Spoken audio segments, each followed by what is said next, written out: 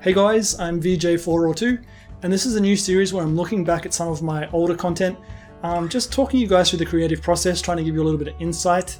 I do this for two reasons. One is to personalize my channel a little bit more, and the second is because I was demonetized by YouTube for reused content. So it's a way for me to show YouTube that what I do is creative and has some merit. Today's video, I'm going to be talking about Frying Dory. Now, this was a Pixar film, obviously. I've done a few Pixar films.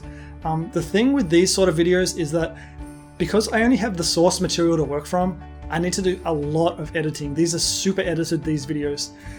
Essentially, I can't really tell a story by the footage itself, so I need to put in elements. Like a lot of the shots are combining Ratatouille and Finding Nemo.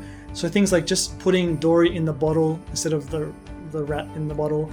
All of this stuff is super heavy effects work. I used a voiceover guy, a different voiceover guy for this one. I had a different idea in mind for this trailer. I wanted it to be, I try and do this all the time. My main goal is just to be funny. So this trailer, it has the first half is really family friendly. This is a life-affirming sort of tale, and the voiceover guy, he goes through the whole lines and says stuff like, "It's a moving tale of friendship for the whole family." So yeah, I'm setting up this idea that this is a family movie, and then it gets to the end, which is the big gag. You guys have obviously seen the trailer, I assume, so you know I'm talking about when he throws Dory into the frying pan and there's a big fireball and whoosh. I love that shot just because it's so unexpected, and I think it really it sort of captured what I was going for with the trailer. It's the whole thing was just building up to that one gag essentially.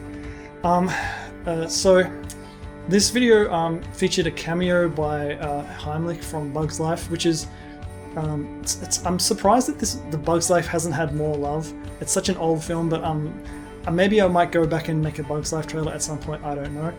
But yeah, so this movie, I always get a lot of people writing on my videos, is this real, is this fake? With Finding Dory, people just kind of seem to know it's fake. They don't actually ask, is this coming out like they do with my other trailers? I think the gag is what sort of tells people that it's not a real movie. The views for this, I think it's currently just over 1 million views, which is really low. I'm surprised it didn't get more views than that, but I mean, I'm still happy with that. In terms of how this was created, obviously Ellen is the voice of Dory, so I just I watched a lot of Ellen's cooking segments and just pieced out little lines that she said and just put Dory in a bowl in the kitchen and had Ellen sort of voicing these lines just to sort of create some sort of plot. This is a gag that probably no one even gets, but there's a TV show called MasterChef and it has the theme Hot and Cold by Katy Perry as the intro.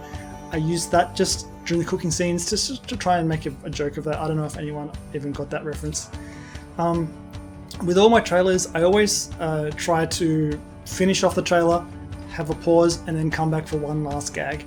In this one, the final gag was instead of just eating Dory, he gets dessert and eats Nemo. So yeah, that was my trailer for Frying Dory. I actually didn't think to call it Frying Dory until afterwards when I was labeling the video. So in the actual video, it's just Finding Dory 2, which is lame. But yeah, so that was my a little bit of insight on that video. If you enjoyed this video, then let me know, write a comment or something. If you hate it, also tell me. So yeah, that's probably the point of this video. Okay, thank you guys, bye.